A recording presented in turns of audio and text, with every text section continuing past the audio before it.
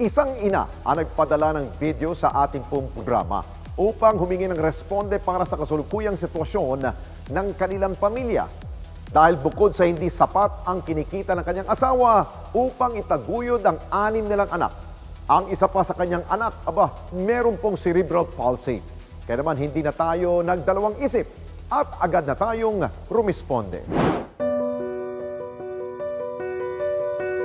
Po ang aming munting tahanan na inuupahan at kapag umuulan po ng malakas ay bumabaha po. Dito po nagmumula sa likod namin. Kasi po may ilog po sa likod eh. Ito po ang aming baby warrior. Ito ang video na ipinadala sa programa ng isang ina na humihingi ng responde dahil sa kasalukuyan nilang kalagayan sa buhay. Kalakip din ito ang isang mensahe na nagsasaad na madalas silang kinakapos sa kanilang panggastos dahil na rin sa pangangailangan ng kanyang warrior baby. At upang maunawaan natin ang kanilang kasalukuyang sitwasyon, agad nating binisita sina Angeline sa kanilang tinitirhan sa lungsod ng Malabon.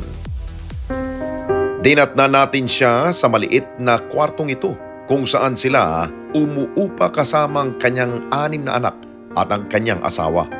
Kapansin-pansin din na halos iilan lamang ang kanilang kagamitan tulad ng isang papag, mesa at electric fan. Wala rin silang kuryente nang amin silang datnan. Kwento ni Angeline, hindi madali ang kanilang lagay sa inuupahang kwarto dahil madalas silang binabaha. Sa totoo lang po, hindi po maganda ang sitwasyon namin dito kasi pag umuulan po ng malakas, kahit mga 1 oras lang po, baha po talaga dito sa loob ng bahay namin. Pasok po talaga dito. Bali, natutulog po kami dyan sa papag. Siksika na lang po kami. Nanggagaling po sa likod yung tubig po. Dito po umaaga sa amin. Kahit dito po umaaga sa may labas namin yung tubig.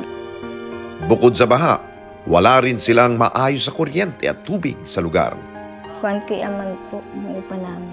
May 6 po yung anak ko, 2 po kami mag-asama, bali 8 po kami. Yung mga anak ko po dyan sa papag, tapos dito po kami 4, yung 2 maliit ko po katabi ko. Tapos dito po kami mag-asawa sa baba. Pag bumabaha po, yung asawa ko sa motor na lang po natutulog. Tubig po nag-iigib lang po kami. 60 pesos po isang drum. Matagal na po ang 2 araw, sir. May time nga po madalas inuutang ko na lang po yung tubig kasi nga po, minsan wala po talaga. Buti nga po mabait yung iniigiban namin. Nagpapautang po siya. Pero pag naglalaba po ako, sir, ngayon maglaba ako ng bukasan, igib na po ulit. Kung araw-araw po ang 60, ang laki po. Kung naiipon po. Bagamat namamasada ng tricycle ang kanyang asawa, hindi naman umano sapat ang kinikita nito sa kanilang mga gastusin sa bahay. Hindi po pare-parehas. Minsan may time na 300. Labas na po boundary. 300, 500 to 600, ganyan po. Madalas po talaga matumal ang biyahe. Lalo na po pag walang pasok. Dito lang po ako sa bahay. Minsan hirap po talaga kami sa pangupa. May time po talaga na umaabot kami sa 3 months na po kami hindi nakakabayad. 2 buwan, ganyan. Tulad po ngayon, pang 2 buwan na po namin. Pinag-iipunan namin. May time po na pangungutang na lang po sa 5-6 para lang po makabayad kami sa bahay. Buti hindi nagagalit yung may-ari. May time po talaga na nagsasabi siya sa amin na pag hindi kami nakabayad, alis na lang po kami.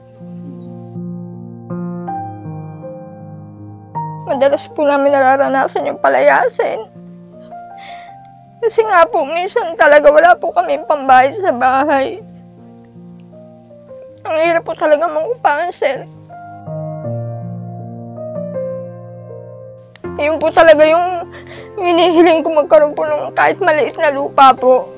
Makapagpatayo ng bahay po, kahit kubo lang po. May time na hindi po kami nakakakain ng agahan. Dahil nga po kapos yung pera, pinagkakasya na lang po namin. Para lang din po mabilan ng anak ko ng pagkain niya. Kaya kapag may nagbibigay po sa amin ng tulong, lalo na po pambili ng mga diaper, malaking tulong po talaga sa amin. Kasi nakakabawas po talaga ng gastusin. Pero may time po talaga, sir, noong time na wala na po siyang malabasan na tricycle. Mga ilang araw din po talaga kami nagtiis. Ang utang lang mo sa isang araw, 1 beses, 2 beses kumakain. May time na Bibigyan na lang po kami ng ulam, ganyan. Ang hirap po. Dagdag pa sa kanilang gastusin ang mga pangangailangan ni Princess na merong kondisyon na cerebral palsy. Bali, pang ano ko po siya, panlima. Kasi nanganak po ako sa kanya nung nakatayo. Kasi sabi ko po sa asawa ko nung time na yun, parang naiihilan po ako, tapos tumayo ako. Sa bahay lang po kasi ako nanganak. Tapos yun po, dinala nila ako sa ospital. Tapos nung mga 1 linggo na po ata siya noon, nagulat po kami kay Princess, hindi na po siya gumigising. Hanggang sa dinala po namin ng ospital, doon po namin nalaman na may pagdurugo po sa utak niya. Ang sabi po sa akin ng doktor na ano daw po, may cerebral palsy na po siya. Kaya ganyan lang po siya, nakahiga lang po siya, iiyak po siya. May time na nagsisisure po talaga siya. Kaya tinatyaga umano ni Angeline ang pagsali sa mga grupo sa Facebook na tumutulong sa mga batang may karamdaman upang makabawas kahit papaano sa kanilang mga gastusin. Ang mga bilihin ngayon, lalo ng mga diapers, nagmahal na po eh. Malaking tulong na po sa amin. Kasi pagka wala po siyang stock, wala po akong pambili ng pang-stock niya. Nakakabili lang po ako ng mga tingi-tingi. May time po na may kaibigan ako na nagpapadala sa akin, sir. Malaking tulong po, may diaper, may pinapadala siyang gatas. Kaya tuwan-tuwa po ako pag may stock si Princess. Nakakabawas pa ng gastusin. Kaya yung mga sali-sali po na yan, minsan sumasali po ako sa mga palaro. Pag nananalo po ako, ganyan, malaking bagay po.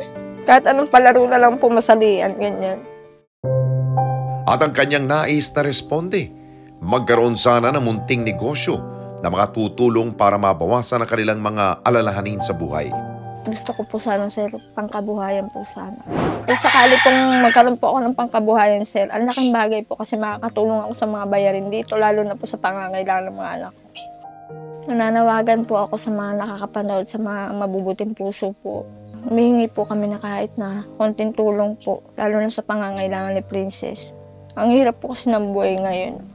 Sana po may tumulong po sa amin, kahit para kay Princess na lang po. At hindi naman nabigo si Angeline dahil hindi niya inasahan na sa araw na ito dumating na ang responde na matagal na niyang hinihiling.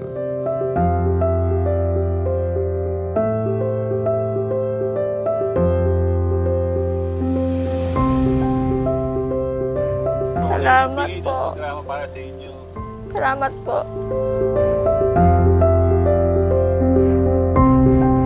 Salamat po talaga. Malaking tulong po sa amin to. Kasi nagtitinda po talaga ako ng mga merienda po noon. Nahinto lang po ako kasi nabuntis ako sa bunso ko.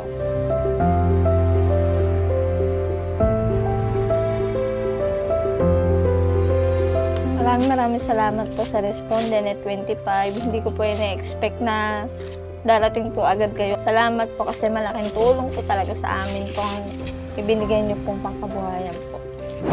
At makalipas lamang ang ilang araw, isang video ang muling ipinadala sa atin ni Angeline. Responde Mata ng Mamamayan, nagpapasalamat po ako dahil malaking tulong po ito sa amin. Nakakapagtinda na po kami. Pang 3 days na po namin nakakapagtinda ngayon. Tunay nga na gagawin ng isang ina ang lahat, maibigay lamang ang pangangailangan ng kanyang mga anak, lalo na kung ang iba sa mga ito ay may tinataglay na karamdaman. At narito naman lagi ang Responde na handang tumugon sa hiling ng mga nangangailangan sa abot ng aming makakaya.